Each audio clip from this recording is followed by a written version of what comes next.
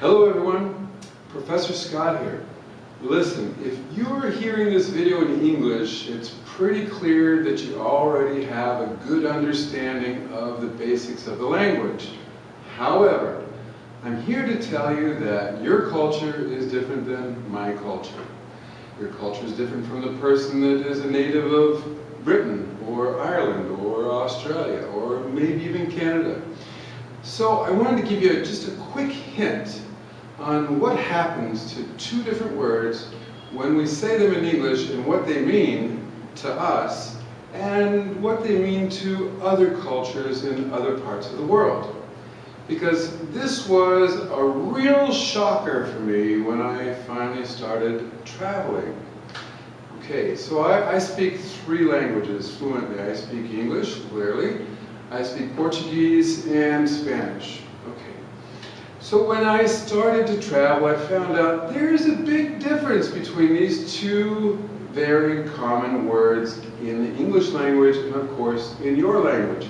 Hotel, where everybody stays for 1, 2, 3 days, maybe a week, on vacation, on business, and we pay for a whole day and we stay there, we sleep there. Great. Now, that's fine. Then there's the motel. Now, in Canada and the United States specifically, I know those very well, a motel is a more economic, less expensive way to stay for a night or a day or two or a week when you're on vacation, when you're traveling across the country, anything like that. Now, when you start to travel and you go to other places in the world, specifically South America, I found this to be quite true.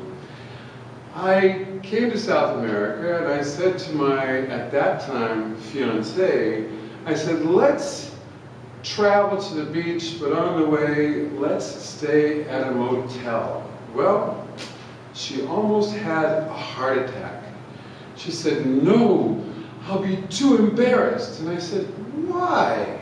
What's the problem? We'll save money. No problem. She said, no, people only go to motels in Brazil to have fun, intimate fun. If you understand what I was saying here, they just go there to have fun in between two people. So, when you're traveling in South America and some parts of Central America and you look for a motel, please don't be surprised if they ask you to pay for every hour that you're there. Okay. If you go to a motel in the United States, that doesn't happen. In Canada, that doesn't happen. In England, I can't tell you, but I know that they have hostels there, and that's not what motels or hostels are for. They're to stay for the night or a week, okay? So I hope this helps you in your cultural understanding of English in between various cultures.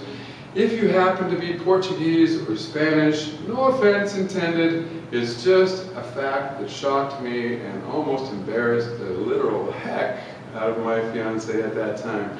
Thanks for watching. Stay tuned. This channel has videos in Portuguese for the Portuguese learners of English, but also videos in English for those of you that are already in your intermediate phase and you really do need to learn more about the culture so that you don't get shocked like I did when I only had like 8, 10, 15 words in Portuguese, okay?